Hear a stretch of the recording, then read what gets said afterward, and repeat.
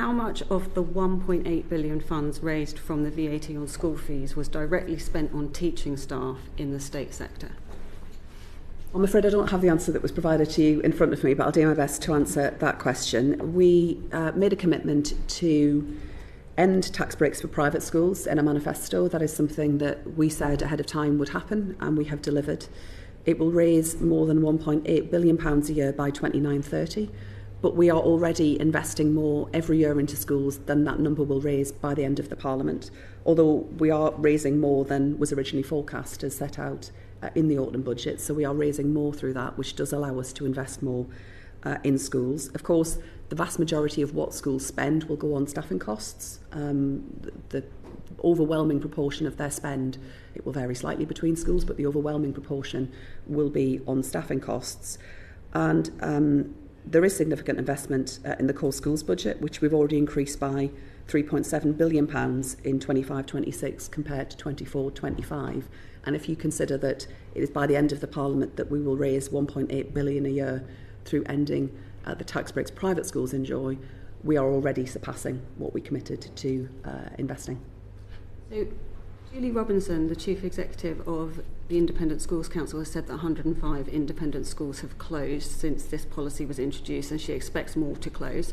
1/5 of those were in London and surrounding areas, and it appears that pupil numbers in independent schools have come down by 33,000.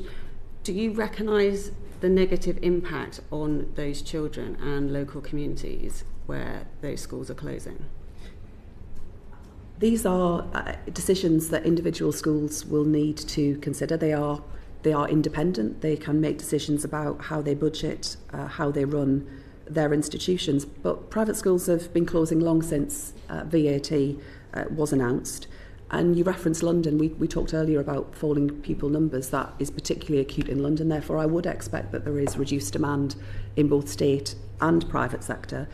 But of course, where some private schools have closed, it is sad to say, but sometimes this does reflect long-standing financial challenges that the school may be experiencing. Sadly, sometimes poor financial management on the part of the school, and just as the case in the state sector, private schools will also have to consider their options around funding, around investment, around viability. And actually, we've seen more private schools open than close in the last year, contrary to some of what is pushed about in the newspapers. So we're seeing 33,000 more pupils come into the state sector, and many of those will be with SEND. Do you anticipate seeing an increase in class sizes in the state sector as a result of this?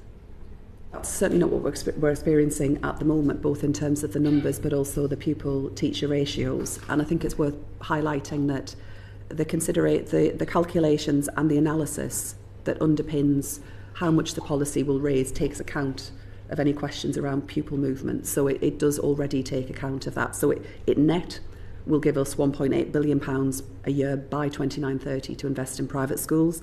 That money is already going in, invest in state schools.